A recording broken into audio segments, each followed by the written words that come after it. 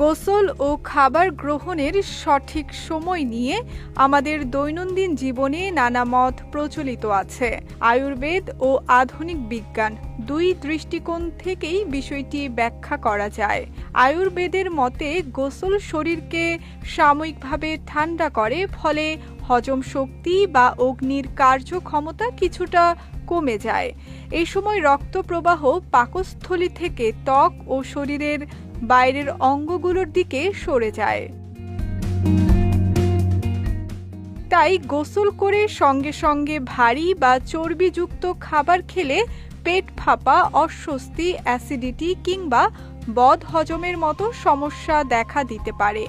দীর্ঘদিন এ অভ্যাস চালিয়ে গেলে বিপাকক্রিয়াও কিছুটা ব্যাহত হতে পারে বলে মনে করা হয়।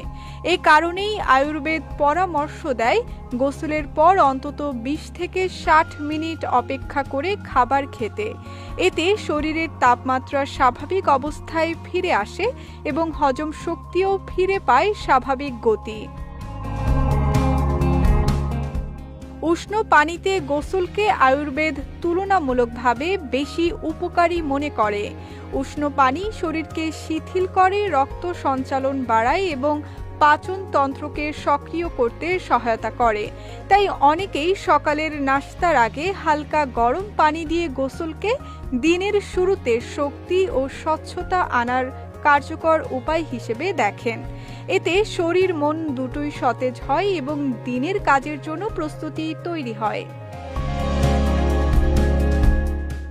অন্যদিকে আধুনিক বৈজ্ঞানিক দৃষ্টিকোণ বলছে গোসলের পরপরই খাবার খাওয়া অধিকাংশ সুস্থ মানুষের জন্য ক্ষতিকর নয়।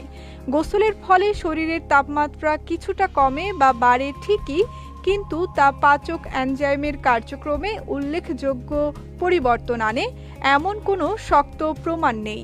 উষ্ণ পানিতে গোসল করলে হৃদস্পন্দন কিছুটা বাড়তে পারে, আর ঠান্ডা পানিতে রক্তনালী সাময়িকভাবে সংকুচিত হয়। তবে এগুলো খুব অল্প সময়ের জন্য ঘটে এবং সাধারণভাবে হজম বা খাবারের শোষণে বড় কোনো প্রভাব ফেলে না। তবুও কেউ কেউ গোসলের পরই ভারী খাবার খেলে অস্বস্তি বোধ করেন, যা মূলত দ্রুত খাওয়া, সঠিক ভঙ্গিতে না বসা এবং শরীর পুরোপুরি স্বাভাবিক না হওয়ায় হতে পারে। সুতরাং সারসংক্ষেপ হলো, গোসলের পর কিছু সময় বিরতি দিলে শরীর আরও স্বস্তিতে ফিরে আসে এবং খাবার হজম সহজ হয়। নিয়ম বা বাধ্যবাধকতা নয়, বিষয়টি মূলত ব্যক্তির শারীরিক স্বস্তি, অভ্যাস